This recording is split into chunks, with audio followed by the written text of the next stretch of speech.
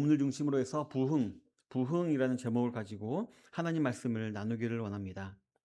성도 여러분, 우리가 믿는 이 기독교는 어떤 종교인 것 같나요? 저는 예전부터 이제 청년들이나 SF 운동원들한테 이런 말을 많이 했던 것 같습니다. 우리 기독교는 상식적인 종교이다. 하지만 상식에 제한되지 않는 종교가 우리 기독교다라고 말을 했던 기억이 납니다. 이런 말을 하고 다녔던 이유는요, 바로 이 신비라는 단어 때문이었습니다. 왜냐하면 우리 기독교는 신비의 종교이기 때문입니다. 무엇이 가장 신비로운 일일까요? 기독교 안에 벌어진 일 가운데 바로 한 번도 보지 못한 하나님을 믿는 것. 일반적인가요? 신비한 일인가요? 예, 신비한 일이죠. 그리고 사람같이 내가 직접 봐야지, 만져봐야지, 먹어봐야지만 믿고 따르는 이 시대에 한 번도 보지 못한 하나님을 믿는 것, 예, 신비한 사건입니다. 그리고 그 하나님의 말씀을 따라 살고 싶은 마음이 생기는 것, 일반적인 일인가요? 신비로운 일인가요? 예, 신비한 일입니다. 왜냐하면 말씀에는요, 우리의 자유를 침해하는 것도 많이 있는 것 같고요. 우리의 이성을 방한 것도 많이 있는 것 같기 때문에 하지만 그 말씀을 따라 살고 싶은 마음이 생긴다라는 것은 예, 절대로 신비한 일입니다. 이 외에도 신비한 일들이 참 너무나도 많이 있습니다. 거룩한 영이신 성령님의 역사로 말미암아 이러한 구원의 신비를 비롯한 여러 신비한 일들이 우리 삶 가운데 곳곳에서 일어나고 있고 또 그것을 경험하고 사는 사람들이 저와 여러분들이기 때문입니다. 제가 작년에 10월에 이 교회를 개척하고 압도적으로 많은 시간을 보낸 곳이 바로 이 교회입니다. 외부 행사가 있어서 다른 곳에 가 있는 경우면요, 빨리 교회 가고 싶다라는 생각이 들 정도로 예, 이 교회에 제가 스스로 막 얽매 있는 것 같습니다. 그런데 이 교회에 있으면요, 참 신비한 일들을 많이 경험하게 되는 것 같습니다. 먼저는요, 제가 말씀을 준비하잖아요. 말씀을 준비하면서 전날에 한번 다듬어 봐야지라고 했다가 성경 이 설교 원고 대부분을 수정해서 완전히 다른 말씀을 전하게 된 경우도 많이 있었고요. 또 의도 없이 그냥 준비했는데 마침 그 절기와 그 시기와 딱 맞는 말씀이어 가지고 예, 좀 그런 일도 있었습니다. 예를 들면 지난 구정 때 저는 구정인지도 모르고 말씀을 준비했는데 예, 설교 제목이 복에 관련한 것이었습니다. 그래서 우리가 구정 때에는 새해 복 많이 받으세요 그러잖아요. 근데 그런 복이 아니라 진정한 복이 무엇인가에 대해서 제가 말씀을 전하게 되었는데요. 제가 그날 아침에 깨달았습니다. 되게 적절한 설교네. 그날 아침에 깨닫게 되었습니다. 이처럼 하나님께서는 얼마 없는 성도님들이긴 하지만 정말 이 성도님들을 위해서 하나님께서 나를 사용해서 말씀을 주시는구나라는 생각을 하게 되면서 참 제가 하나님을 더 이렇게 깊이 경험하는 지난 10개월이었던 것 같습니다. 다음으로는 또 왠지 뭔가 일이 생길 것 같아 가지고 미리 준비하면 어김없이 그와 관련된 일이 발생하는 것도 경험하게 되었고요. 심지어는 '내일 누가 올 것 같은데?'라는 생각이 들면 어김없이 새로운 성도나 아니면은 꼭 여행차 들렀다가 왔다가 들러서 예배드리는 그런 분들도 그런 분들을 만나게 됐었습니다. 정말 담임 목회를 하면서 참 신비한 일들을 많이 경험하게 되는 것 같습니다. 우리 어린아이들이 울기만 해도 엄마가 알아서 기저귀 갈아주고 밥 주고 재우고 그러잖아요. 그런 것처럼 하나님께서 이 개척한 지 얼마 안 된 목사를 위해서 이렇게 좀 영적으로 예민하게 하셔가지고 준비하게 하시고 이렇게 많은 신비한 일들을 경험하게 하시는 것 같습니다. 그러던 차에 요즘 제 머릿속에 많이 떠오르는 생각이 뭐였냐면 바로 부흥이라는 단어였습니다. 저같이 잘 아시다시피 제가 정말 계획이 없는 사람이잖아요. 계획 없이 지내다가 그 일이 닥치면 하는 사람이었잖아요. 근데 그런 사람이 뭔가 이제 교회에 좀 시스템 만들어야 되겠다. 좀 조직을 구성해야 되겠다'라는 생각 들기도 하고 '미리미리 이걸 좀 준비해야 되겠다.'라는 생각을 하게 되고요. 또 이렇게 하나하나 하는 것을 보면은 하나님께서 뭔가 우리에게 좀 부어 주시려나 그런 생각을 저도 모르게 하게 된 것이었습니다. 그래서 제가 이런 생각을 가만히 해 가면서 여기에 계신 모든 분들이 바로 저와 함께 앞으로 우리 교회에 닥칠 많은 일들을 감당해야 될 동력자들인데 그를 위해서 우리가 이 성경적인 부흥이 어떤 뜻인가, 무엇인가를 올바로 정립하고 가는 것이 정말 중요하겠다라는 생각을 하게 되었습니다. 그래서 오늘 이 부흥이라는 말씀을 전하게 되었습니다. 오늘 말씀을 통하여서요, 모든 성도님들이 함께 다가올 부흥을 준비하시는 성도님들이 되시기를 바라겠습니다. 성도 여러분, 혹시 여기 계신 분들 가운데 부흥을 원하지 않는 분 계신가요? 괜히 부흥해가지고 교회 커지면 일만 많아지고 그래서 싫은 분도 혹시 계신가요? 아닐 것입니다. 그러할지라도 모든 성도들이 '참 내가 부흥을 경험해 보고 싶다.'라는 마음이 아마 크실 것입니다. 그렇다면 이 부흥이란 무슨 뜻일까요? 성경에는 딱 한 번 나오죠. 하박국 3장 2 절에 딱 한 번 나옵니다. 그렇기 때문에 정확한 뜻이 무엇인가라고 정의하기가 쉽지는 않습니다. 그래서 보통은 사도행전의 내용을 비추어 보아서 '아 그래. 성령 충만이 부흥일 거야.'라고 다들 이렇게 어렴풋이 생각하고 계십니다. 그래서 성령이 충만한 현장에 영적인, 질적인, 양적인 부흥이 있었던 것을 보면서 '맞아. 성령 충만이 부흥일 거야.'라고 생각하는 것입니다. 하지만 우리 사람들이 그냥 아무 생각 없이 그냥 이 부흥이라는 단어를 생각해 보면은 아 눈에 띄는 교세 성장이나 아니면 교회에서 막 기적이 일어나고 뭐 막 뜨거운 사람들이 많아지는 그런 것들이 부흥이다라고 생각하는 경우가 많이 있는 것 같습니다. 하지만 제가 방금 말씀드린 교세 성장이나 기적이나 감정적인 뜨거움들은요. 진정한 부흥으로 인한 부산물을 따름이지 본질은 아닙니다. 제가 믿기로 부흥은요. 하나님이 하나님답게 영광 받으시고 하나님만이 할 수 있으신 큰일 무엇일까요? 예, 구원의 역사가 일어나는 것이 저는 부흥이라고 믿습니다. 왜냐하면 이 부흥은요. 바로 성령님의 주권적인 사역이기 때문입니다. 저 여러분들이 아무리 열심히 노력하고 원한다고 해서 부흥이 주어질까요? 그렇지 않습니다. 혹은 우리가 원치 않는다고 해서 우리에게 부흥이 부어지지 않을까요? 또 그렇지도 않습니다. 부흥은 오직 성령님만이 주권적으로 허락하시는 역사이기 때문에 우리 인간의 편에서의 부흥을 향한 갈망과 기도가 전혀 또 무익한 것은 아니라는 것입니다. 오히려 더욱 정말 중요한 것입니다. 성도 여러분, 하나님의 뜻이라면 우리 속초선양교회도 분명히 부흥이 일어납니다.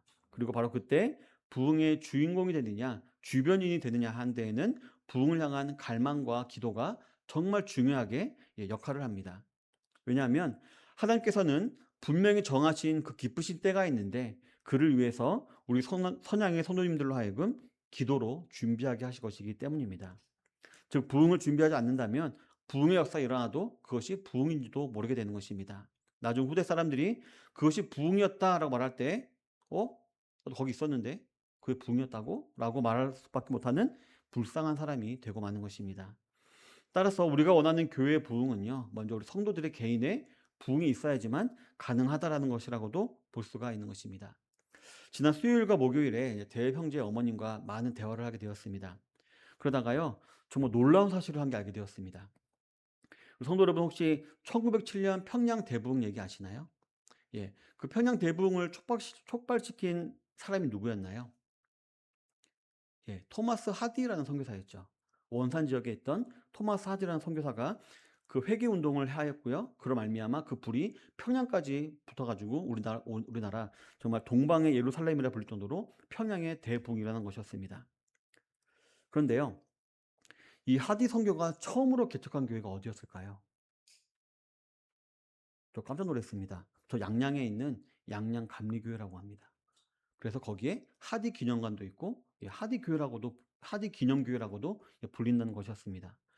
정말 저희가 2000년 초에 이 부흥 때문에 2007년 우리가 다시 한번 우리가 부흥 임하자라고 막 뭐 부흥에 다시 오라라는 막 찬양도 부르기도 하고 그랬던 기억이 나는데 그러면서 너무 많이 들어왔더니 하디라는 선교사에 대해서 정말 저도 잘 몰랐었는데 알고 보니까 이 양양 지역에 그 하디 선교가 개척한 교회도 있는 그런 유명한 지역이었음을 제가 알게 돼서 좀 놀라게 되었던 것이었습니다.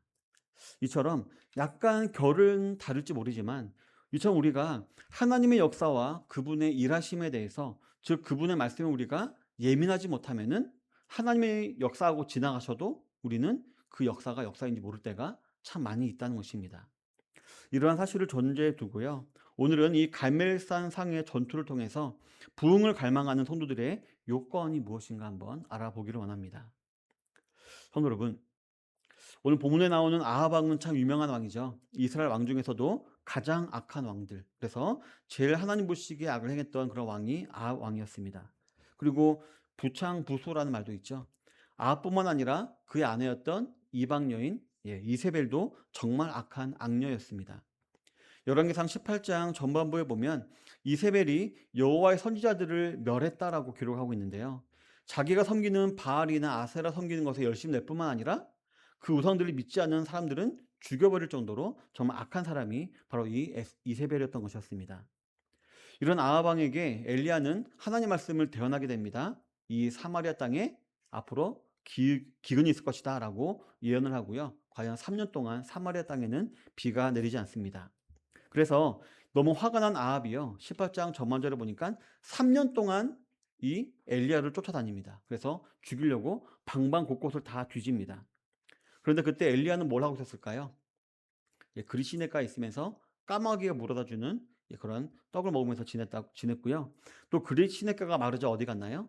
이방 지역으로 갔죠. 그래서 사르밧 과부의 집에 가서 시간을 보내고 있었습니다. 그렇기 때문에 아합이 아무리 찾으려고 해도 찾지를 못했던 것이었습니다.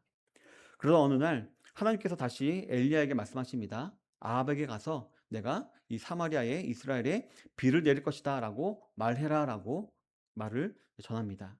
그러니 회개하고 하나님께 돌아오라라고 말하라고 했을 것입니다. 그래서 그 사실을 말하러 아합 왕에게 이제 엘리야가 갑니다. 그런데 신기한 것은요. 3년 동안 엘리야를 죽이려고 찾아다녔던 이 아합 왕이요. 엘리야를 보자마자 저 같으면 그냥 죽였을 것 같아요. 근데 엘리야 말을 다 들어주고 결국 어떤 일까지 하나요? 엘리야 요구대로 바알과 아세라 선지자과 이렇게 전투를 하는 그 대결도 허락하게 하신 것입니다. 여기서 저 여러분들은 진정한 부흥의 첫 번째 요건이 무엇인지 알 수가 있는데요. 바로 예배를 회복하는 것입니다. 본문 30절부터 31절 한번 다 같이 읽어볼까요? 시작. 엘리야가 모든 백성을 향하여 다 그에게 가까이 가매 그가 무너진 여호와의 제단을 수축하되 야곱의 아들들의 지파의 수요를 따라 엘리야가 돌 12개를 취하니 이 야곱은 옛적에 여호와의 말씀이 임하여 이르시기를 내 이름을 이스라엘이라 하신 자더라. 아멘. 본문 이전에 보면은 이제 850명이나 되는 바알과 아세라 선지자들이 아무리 노력을 해도 자기 몸을 막 칼로 그으면서 막 피를 해도 불이 내려오지 못하게 했었음을 우리가 알 수가 있습니다. 그런데 그 모습을 보았으면 이스라엘 백성들이 이제는 엘리야 편에 서가지고 엘리야를 도와야 할 것 같습니다. 그런데 그 모습을 봤음에도 이스라엘 백성들은 머뭇머뭇거리고 있었던 것 같습니다. 그래서 엘리야는 우상과 하나님 사이에서 머뭇머뭇하던 이스라엘 백성들로 하여금 무너진 단을 다시 쌓도록 명령을 합니다. 이는 이스라엘 땅 곳곳에 아마 여러 제단들이 있었을 것인데 아합과 이세벨에 의해서 허물어졌고 허물어진 그 상태로 방치되어 있었다는 것을 의미합니다. 구약시대 제단들은 여러분들도 아시다시피 바로 하나님께 제사, 즉 예배를 드리던 장소입니다. 따라서 이 제단은 신약 교회의 모형이 된다라고 볼 수가 있는 것입니다. 물론 신약시대 바울은 이렇게 말을 했죠. 너희 몸을 거룩한 산 제사로 드리라 라고 말을 했었죠. 이는 예배의 의미를 설명한 동시에 예배의 중요성을 강조하는 하나님의 말씀입니다. 우리 삶 자체가 모든 삶 자체가 하나님 앞에 예배가 되어야 한다는 것이고 또 예배라는 것입니다. 그러나 우리의 삶을 하나님이 받으실 만한 거룩한 산 제사로 드리려면 먼저 어디에서 우리가 승리해야 될까요? 바로 성도들의 모임인 이 교회에서 우리가 예배에 승리해야 할 줄로 믿습니다. 성도 여러분, 보통 교회에서는 무슨 일을 하나요? 교제도 하고 교육도 하고 구제도 하고 봉사도 하고 여러 가지 일들을 합니다. 그리고 이런 것들은 정말 중요한 일들이라고 우리가 인정을 할 수 있습니다. 하지만 이 모든 것들은 다 부수적인 것들이죠. 결코 교회의 근본 목적은 될 수가 없습니다. 교회의 진정한 목적은 바로 하나님께 예배를 드리는 것이고요. 따라서 우리 성도들의 삶의 클라이막스도 무엇일까요? 예배라는 것입니다. 우리가 일주일 예배를 위해서 나머지 6일을 준비한다고 봐도 무방할 정도로 우리 신앙생활의 클라이막스가 이 예배가 되는 것입니다. 그렇기 때문에 진정한 부흥을 갈망하는 성도들의 첫 번째 요건은요. 진정한 예배를 회복하는 것이다라고 볼 수 있습니다. 이를 위해서 먼저 뭘 해야 될까요? 예배에 참석해야 합니다. 그런데 일주일에 몇 번 예배 드려야 될까요? 성경 어디에 기록되어 있나요?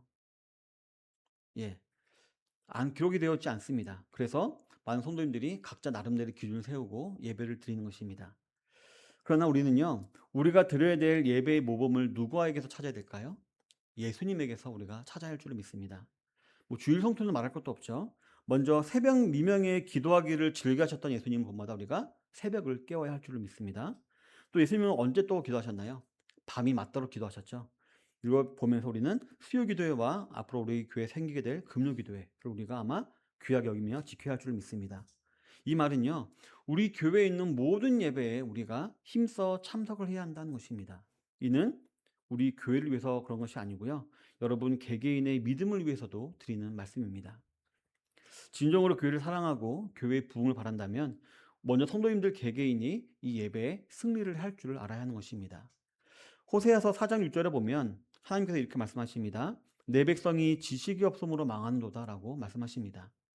하나님께서 이 성도들이 이 세상에서 성도답게 살지 못하는 이유는 지식이 없기 때문이다라고 지금 말씀하고 계신 것입니다.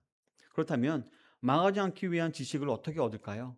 그 대답을 잠언에서 이렇게 말하고 있습니다. 왜냐하면 여호와는 지혜를 주시며 지식과 명철을 그 입에서 내시기 때문이다라고 기록을 하고 있습니다. 즉 여호와의 말씀, 성경과 그 성경을 풀어주는 설교로 말미암아 우리는 지식을, 지혜를 얻게 된다는 것입니다. 예수님께서도 분명히 말씀하셨죠. 사람이 떡으로만 사는 것이 아니다. 오히려 우리는 영의 양식인 하나님 말씀을 먹고 살아야 한다라고 말씀하셨습니다. 즉 하나님 말씀은 우리가 살아가는 데 꼭 필요한 양식이다라는 뜻입니다. 우리 육의 양식인 밥은요, 한 끼만 굶어도 어떻게 될까요?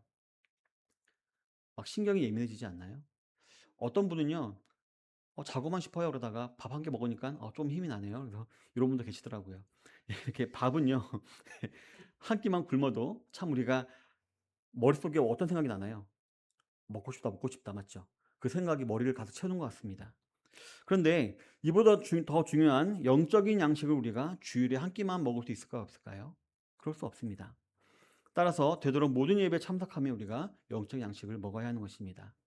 그리고 예배를 회복하기 위해서는요, 예배에 참석한 데만 멈춰서 안 되고요, 예배를 사모해야 합니다.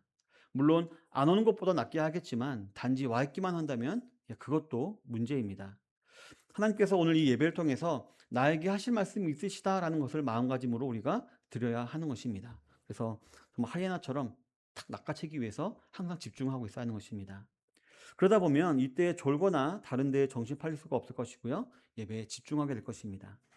집중하시기 위해서 베레아 지역의 성도들처럼 간절한 마음으로 말씀을 받고 말씀이 그러한가 상고하는 너그러운 성도들, 옛날 성경 표현도 좋은 것 같은데요, 매사에 진지하고 열정적인 신사적인 성도들이 다 되시기를 바라겠습니다. 그냥 왔다가 돌아가면 정말 시간 낭비, 돈 낭비, 힘 낭비 아닙니까? 예배와 설교를 통해서 전해지는 하나님 말씀을 놓치지 않고 다 가져가야지라는 그런 마음가짐으로 예배를 사모하시는 성도님들이 되시기를 바라겠습니다. 왜 그러냐면요, 성경이 말하고 있기 때문입니다. 모든 성경은 하나님의 감동으로 된 것으로 교훈과 책망과 바르게 함과 의로 교육에 유익하고, 또 하나님 말씀은 살아있어서 운동력이 있어서 좌우의 날선 어떤 것보다 예리하여 혼과 영과 관절과 골수를 찔러 쪼개기까지 하며 마음의 생각과 뜻을 감찰한다라고 했기 때문입니다. 우리는 이 말씀을 염두에 두고 항상 말씀을 우리가 사모해야 할 줄로 믿습니다. 이렇게 귀한 하나님 말씀이 선포되는, 또 하나님 자신이 우리를 만나주시는 예배를 사모하시는 성도님들이 되시길 바랍니다. 그런 말미암아 무너진 단을 수축하여 부흥을 경험하게 되시는 모든 성도님들이 다 되시기를 바라겠습니다. 진정한 부흥의 두 번째 요건은 무엇일까요? 바로 순종하는 것입니다. 우리 32절부터 35절 다시 한번 읽어보도록 하겠습니다. 시작. 그가 여호와의 이름을 의지하여 돌아가며 곡식 종자 두세 알을 둘 만한 도랑을 만들고, 또 나무를 버리고 송아지의 각을 떠서 나무 위에 놓고 이르되 통 넷에 물을 채우다가 번제물과 나무 위에 부으라 하고, 또 이르되 다시 그리하라 하여 다시 그리하니, 또 이르되 세 번째로 그리하라 하여 세 번째로 그리하니, 물이 제단으로 두루 흐르고 도랑에도 물이 가득 찼더라. 아멘. 이스라엘 백성들은 엘리야 말을 듣고 순종했죠. 그래서 단을 다시 수축했습니다. 그런데 그 이후에 말하는 엘리야의 명령이 조금 이상합니다. 불에 타려면 어떻게 될까요? 건져야 되죠. 바삭바삭 말라야 되죠. 근데 오히려 물을 부으라라는 것입니다. 그것도 세 번이나 그리해서 흠뻑 적시라고 말하고 있는 것입니다. 이 말은요, 앞으로 벌어질 사건은 우리 사람이나 내가 한 것이 아니라 하나님의 역사다라는 것을 알려주시기 위해서 아마 일부러 이렇게 물을 부은 것이라고 생각됩니다. 그러나 이 명령은 어떨까요? 그 말을 듣는 이스라엘 백성들에게는 정말 이해가 되지 않을 그런 명령이었을 것입니다. 하지만 그럼에도요, 그들은 엘리야의 명령에 순종했다라고 기록을 하고 있습니다. 이는 하나님이 자신의 기적을 보여주시기 위해서 이스라엘 백성들에게 순종하게 하신 것으로 믿습니다. 다른 말로 하면 이스라엘 백성들이 엘리야의 말을 들을 때에 그것이 사람의 말이 아니라 하나님 말씀으로 들었기 때문에 순종했다는 것입니다. 그리고 그들이 순종했을 때 어떤 일이 벌어졌나요? 38절에 보니까 여호와의 불이 내려왔다라고 했습니다. 이 땅에서 우리가 뭐 라이터나 성냥으로 켜는 불이 아니라 하나님의 불이 하늘에서 내려왔다라고 했습니다. 그래서 번제물과 나무와 돌과 흙을 태우고 물을 다 핥아버렸다라고 기록을 하고 있습니다. 이처럼 저 여러분들도 하나님 말씀에 순종할 때에 우리가 우리의 인간이 만들어지 못할 신령한 체험을 반드시 하게 될 줄로 믿습니다. 그리고 이것이 바로 성령 충만 부흥인 것입니다. 사도행전에서도 이러한 순종에 의해 하나님의 역사가 일어났던 사건을 볼 수가 있는데요. 바로 오순절의 성령 강림 사건입니다. 이때 예수님의 제자들은 예수님의 명령을 따라서 예루살렘을 떠나지 아니하고 한 곳에 모여서 10일 동안 기도를 했습니다. 그리고 그때 그들은 경험하게 됐죠. 불같이 임하시는 성령님을 체험하게 되고 경험하게 된 것이었습니다. 이때 사람들은요, 예수님 말씀을 그대로 순종했습니다.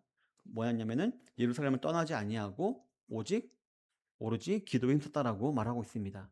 다른 것은 안중에 두지 아니하고 전혀 기도에만 힘쓸 정도로 간절하게 기도를 했던 것이었습니다.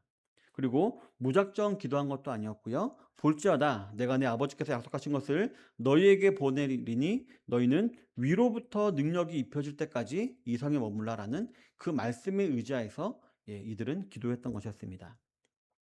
말씀에 의지한 기도, 그 순종의 결과는 바로 불같은 성령님의 임재, 즉 부흥이었던 것이었습니다. 그리고 그 순종에 대한 또 다른 결과는 무엇인가요? 본문 39절에 보니까 모든 백성이 보고 엎드려 말하되 여호와 그는 하나님이시로다. 여호와 그는 하나님이시로다라고 기록이 되어 있는데요. 바로 하나님을 찬양하게 된 것이었습니다. 그동안 머뭇머뭇하던 자들이 하나님 편에 서서 하나님을 찬양하게 된 것이었습니다. 그 많은 바알과 아세라 선지자들 그리고 그 무서운 아합과 아세라 앞에서 이제는 어느 편에 설 것인지를 더 이상 주저하지 아니하고 하나님 편이 되어서 하나님을 찬양하게 되었던 것입니다. 마찬가지로 저 여러분들에게도 하나님 말씀에 순종하면 성령님이 임하시게 됩니다. 그리고 그때는 인간적인 생각이 사그러지게 되고요. 하나님을 향한 생각이 더 크게 됩니다.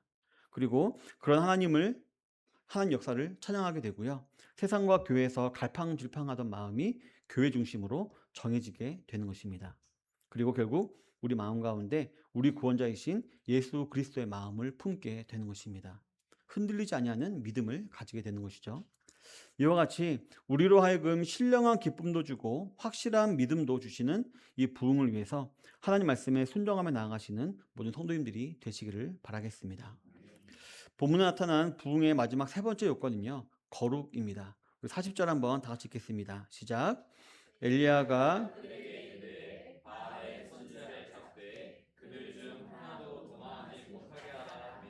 곧 잡은지라 엘리야가 그들을 기손 시내로 내려다가 거기서 죽이니라.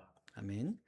우상과 여호와 사이에서 갈팡질팡하던 머뭇머뭇하던 이 이스라엘 백성들은요, 말씀에 순종하여 단을 수축하고 물을 부은 결과 하늘에서 불이 떨어져서 그 모든 것을 태우는 역사를 보게 되었습니다. 그리고 확실한 믿음을 가지게 되었습니다. 그러자 곧바로 떨어진 이 엘리야의 명령에 이들은 순종하게 되었는데요. 어떤 명령이었나요? 옆에 있는 850명이나 되는 이방 우상의 선지자들을 한 명도 남김없이 다 죽여버리라라는 그런 명령이었습니다. 앞으로 그들로 하여금 우상 숭배의 죄를 짓게 만들지도 모를 죄악의 씨앗을 다 제거해버리라는 것이었습니다. 성도 여러분, 이와 같이 저 여러분들이 하나님과 가까이 있으려면 우리에게 임한 부흥이 우리에게 계속해서 임하게 하려면 저 여러분들은 하나님이 미워하시는 죄라면 하나라도 남김없이 다 없애버려야 할 줄로 믿습니다. 이 거룩이란 단어에는 깨끗함, 순결함, 정함이라는 의미가 있기 때문인 것입니다. 그런데 이 거룩이란 단어에는요, 히브리 언어 뜻은 구별하다, 나눈다는 뜻이 더 강하게 있습니다. 따라서 하나님께서 주신 것 중에 구별하여 거룩하게 드리는 것이 그게 거룩한 것이 된다라는 의미도 있는 것입니다. 예를 들어 우리가 헌금을 할 때에도 그 돈이 거룩한가요? 그렇지 않습니다. 여러분이 믿음으로 구별한 그 행위가 거룩한 것이기 때문에 그 물질도 거룩하게 되는 것입니다. 따라서 하나님께서 주신 모든 시간, 힘, 재능, 재물 등 모든 것들을 구별하여 하나님께 드리는 삶이 거룩한 삶이 되는 것입니다. 이렇게 구별하는 삶을 살기 위해서는 무엇이 필요하냐면은 우리에게 믿음이 필요합니다. 나의 주인이 예수님이다라는 사실을 믿고 그 주님 앞에 구별된 삶을 사는 것이 중요하다라는 것입니다. 성도 여러분, 믿음으로 행하지 않는 모든 것이 다 죄다라고 기록을 하고 있습니다. 따라서 거룩이란 소극적으로는 죄를 미워하는 것이고요. 적극적으로는 자신의 몸을 하나님이 기뻐하시는 거룩한 산제사로 드리는 것임을 우리가 알 수가 있는 것입니다. 바로 헌신의 삶을 사는 것이 거룩인 줄로 믿습니다.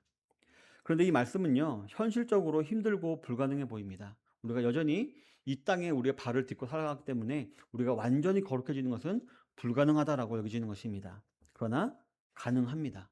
왜 그럴까요? 하나님께서 말씀하셨기 때문입니다. 내가 거룩하니 너희도 거룩하라 라고 말씀하셨기 때문입니다. 하나님께서 우리 성경에서 우리에게 명령하시는 것 중에 불가능한 것이 있을까요? 없을까요? 저 설악산 보고 저 동해 빠져라 그러면은 할 수 있으신가요? 네. 불가능한 것은 없습니다. 다만 우리의 힘으로 하려고 하니까 불가능한 것이 있는 것입니다.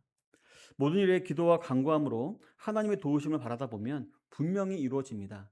솔직히 말해서 설악산이 동해에 빠져들 이유가 없잖아요. 그렇기 때문에 우리가 아무리 기도해도 이루어지지 않는 것입니다. 하지만 만약 하나님의 뜻이라면 우리가 기도했을 때 반드시 모든 것이 다 이루어지게 되는 것입니다. 그리고 또 안 되는 것은요, 우리의 정욕으로 쓰려고 잘못 구하기 때문에 안 이루어지는 것 뿐이지 하나님 뜻이라면 우리가 기도하는 것은 다 이루어지게 되어 있습니다. 또 하나님이 위하시면 반드시 이루어지는 것입니다. 우리 성도님들이 이미 가지고 있는 겨자씨만한 믿음을 사용해 보시기를 바라겠습니다. 믿음의 기도는 분명히 하나님께서 우리로 하여금 거룩하게 만드시고 또 우리로 하여금 부흥의 복을 주시는 통로로 우리를 사용해 주실 것입니다. 우리 사랑하는 성도 여러분, 부흥 요건으로 예배의 삶, 순종의 삶, 거룩한 삶 세 가지를 우리가 상고해 보았습니다. 예, 특별한 거 있나요? 새로운 사실 있나요? 아니죠. 우리가 지극히 잘 알고 있는 그런 사실입니다. 하지만 우리가 한 가지 더 염두에 둘 것이 있다면 바로 이것은 어느 개인 한 명만 잘해서는 안 된다라는 것입니다. 다 같이 해야지만 가능하다는 것입니다. 40절에 보면은 머뭇머뭇하던 이스라엘 백성들이 하나님의 역사를 보게 되자 엘리야의 명령이 어떻게 움직였나요? 일사불란하게 움직였죠. 그래서 그 850명이 도망가지 못하도록 다 죽였고요. 저 나루터까지 가가지고 다 죽였습니다. 한 명 남김없이 다 처치하는 장면이 나온 것입니다. 여기서 좀, 좀 인정하기 싫으시겠지만 저를 한번 엘리야라고 상징해 보시기 바랍니다. 그리고 이스라엘 백성들이 우리 성도님들이라고 한번 비유해 보시기 바랍니다. 우상 선지자를 850명을 처치하는 일을 저 혼자 할 수 있었을까요? 엘리야 혼자 다 죽일 수 있었을까요? 아닙니다. 못했을 것입니다. 이스라엘 백성들과 같이 함께 하니까 850명이나 되는 많은 사람들을 다 처치할 수 있는 것이었습니다. 따라서 진정으로 우리 속초 사냥교회를 사랑하시고 위하시고 부흥을 바라신다면 어떻게 될까요? 저 혼자 이렇게 움직여도 하시면 안 되고요. 저와 같이 동력하셔서 저와 콤비 플레이를 하시는 성도님들이 되시길 바라겠습니다. 그럴 때 분명히 시너지 효과가 일어납니다. 1 더하기 1은 2가 아니라 3이 되는 기적이 일어나는 것입니다. 아니, 성령님께서 역사하셔서 신령한 불과 같은 부흥이 반드시 임하게 될 것입니다. 물론 인간적인 눈과 세상적인 시각으로만 교회를 바라볼 때 걱정, 근심, 염려가 올 수가 있습니다. 하지만 걱정, 근심, 염려는 다 마귀가 주는 생각이고요. 따라서 오히려 이런 생각들이 찾아올 때 기도하게 되시길 바랍니다. 지난 주일에 우리 이제 성도끼리 이렇게 교제를 하면서 이제 우리 심성희 집사님이 기도의 동역자를 위해서 기도하고 있다. 그래서 이제 제가 돼야 되겠군요. 해서 이제 제가 이제 저녁마다 기도하겠다라고 했는데 일이 있어가지고 제가 목요일만 같이 아마 기도했었죠. 근데 생각보다 되게 좋았습니다. 솔직히 저도 저녁마다 기도하면은 힘들겠지 이런 생각이 없지 않아 있었거든요. 근데 그 저녁에 기도하는 게 되게 달더라고요.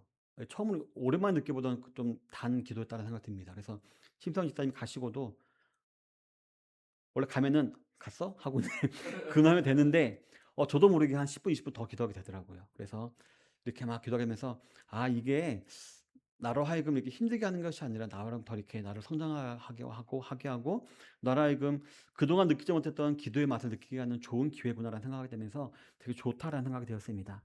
따라서 성도 여러분, 정말 우리가 기도하지 않으면요, 자연스럽게 걱정이 오고요, 생기고요, 근심이 오고 염려가 찾아오게 되었습니다. 그럴 시간에 우리가 기도하시는 지혜로운 성도님들이 되시길 바라겠습니다. 성경에서도 말하고 있잖아요. 너희가 아무리 걱정해봐라, 키가 한 장 더 크겠냐, 이런 말씀도 있잖아요.